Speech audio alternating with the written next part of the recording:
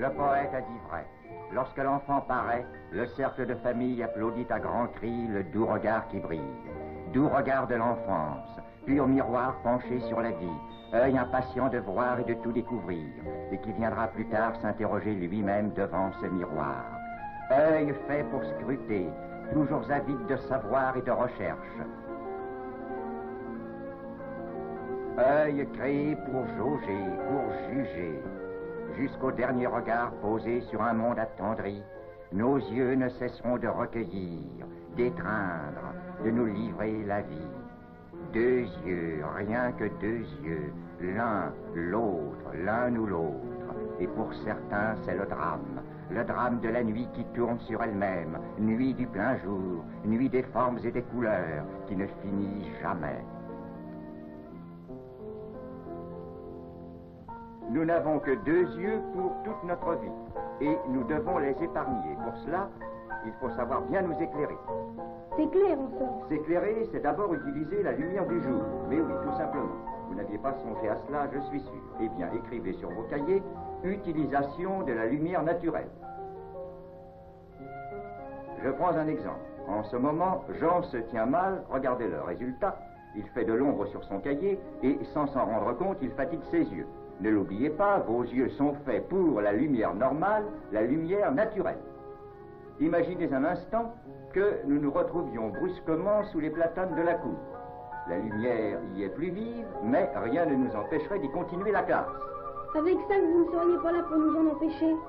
Ça serait pourtant chic de travailler sous les arbres. Rappelez-vous les vacances, quand vous étiez en plein soleil. Si je me rappelle, je passais mes journées dans les champs. C'est moi qui conduisais la diligence. Sans en souffrir le moins du monde, vos yeux supportaient alors un éclairage considérable. Vous allez comprendre. Il vous est certainement arrivé de rencontrer sur votre passage une auto dont les phares étaient restés allumés en plein jour. C'est à peine si l'on en remarque la lumière.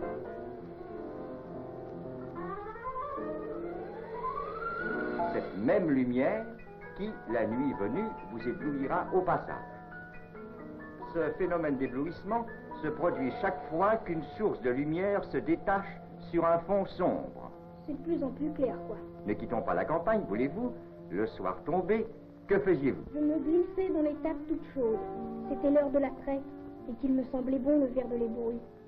Le fait est que trop souvent dans nos étables mijote un pauvre lumignon, et c'est à croire qu'à l'élevage du bétail on joint celui des araignées. Là, plus qu'ailleurs, la lumière est complice de la malpropreté, et le lait, ce symbole de blancheur et de pureté, nous parvient de cette obscure pénombre.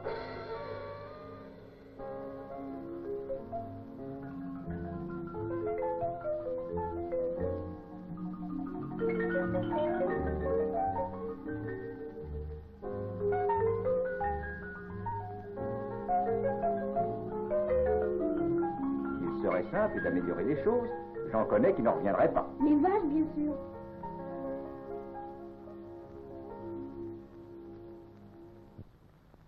C'est ainsi que le plus souvent on néglige totalement l'éclairage du lieu de travail.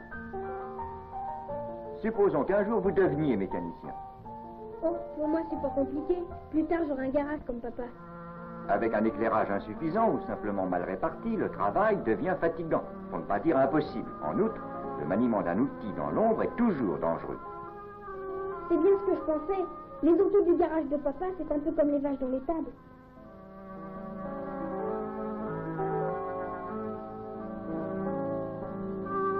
Je suis persuadé que vous ne connaissez pas cet instrument. C'est un luxmètre, ou plus simplement une cellule. Il permet de mesurer la lumière, tout comme un thermomètre mesure la température. C'est un truc comme ça qu'il me faudra au garage, pour leur en mettre plein la vue. On lit 60, 80 sur le cadran. Avec moins de 100 lux, dans un atelier, on dispose d'une lumière insuffisante.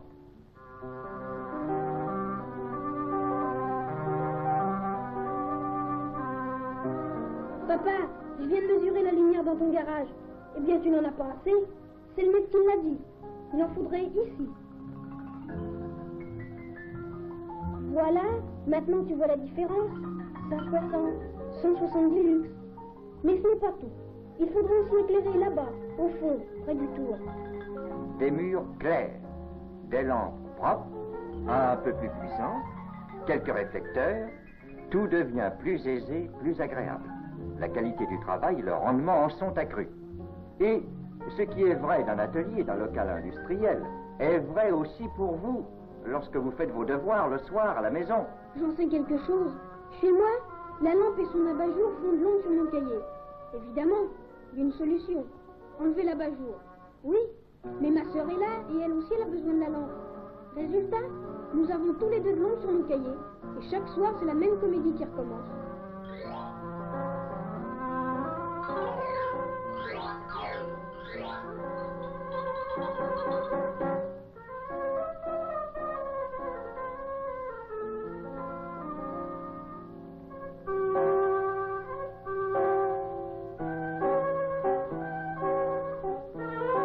Une lampe nue, placée sur un fond sombre, c'est l'éblouissement dont je vous parlais tout à l'heure.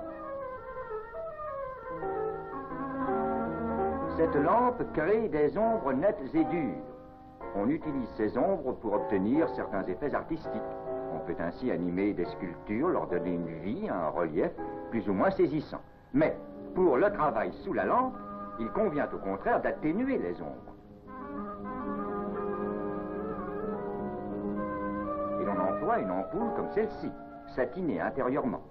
On utilisera en outre un abat-jour qui, tout en cachant la source de lumière, assure une meilleure diffusion. Remettre l'abat-jour, d'accord. Mais c'est encore de l'ombre sur mon cahier et une nouvelle bagarre en perspective avec ma sœur.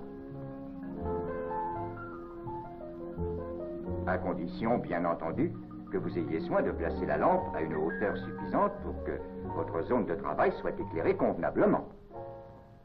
Maintenant, tout est parfait. Allons annoncer la bonne nouvelle à maman. Elle ne quitte plus sa cuisine, maman, depuis que papa lui en a fait une belle toute neuve. Ça lui a même donné une très bonne habitude, celle de faire des gâteaux. Vous pensez si je la bénis, moi, la cuisine. Seulement voilà, j'ai l'impression que là aussi, il y a quelque chose qui ne va pas du tout. Maman a de l'ombre dans ses tiroirs et dans ses placards. Et par-dessus le marché, son ombre la précède ou la suit dans le moindre de ses mouvements.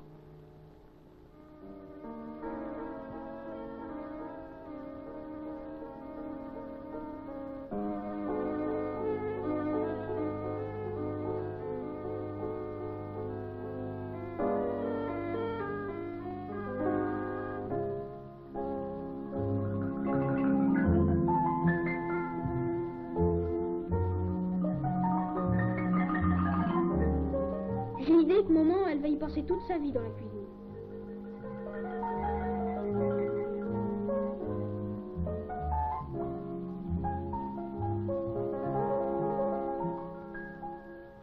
C'est surtout le soir qu'un bon éclairage s'impose. On aime à se retrouver chez soi, en famille. Chacun se livre à son occupation favorite. C'est-à-dire que ma sœur fait des fausses notes. Mon père proteste parce qu'il ne peut pas lire son journal. Et maman perd ses points dans son tricot. Quant à moi, j'en suis réduit à me coucher par terre sur le tapis pour regarder des images.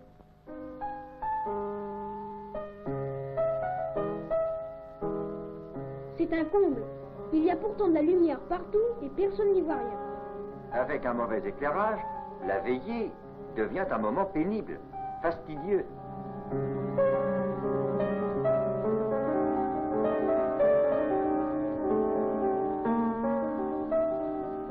Tu veux essayer de jouer ça?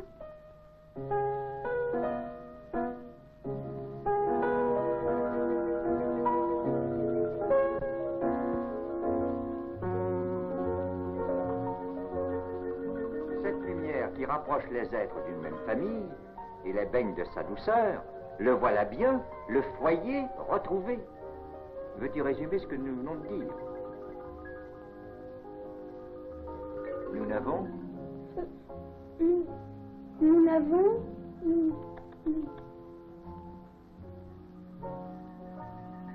Nous n'avons N'avons que deux yeux pour toute notre vie, il faut les épargner.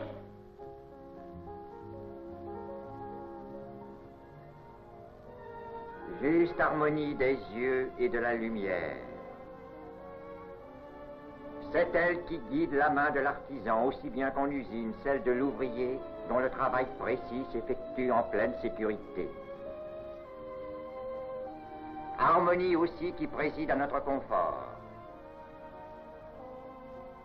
et qui nous procure la joie du spectacle.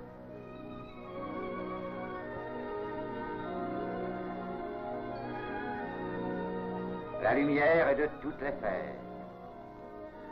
Parure de la ville, dans l'écrin de la nuit, la lumière, par le chemin de nos yeux, illumine chaque instant de notre vie.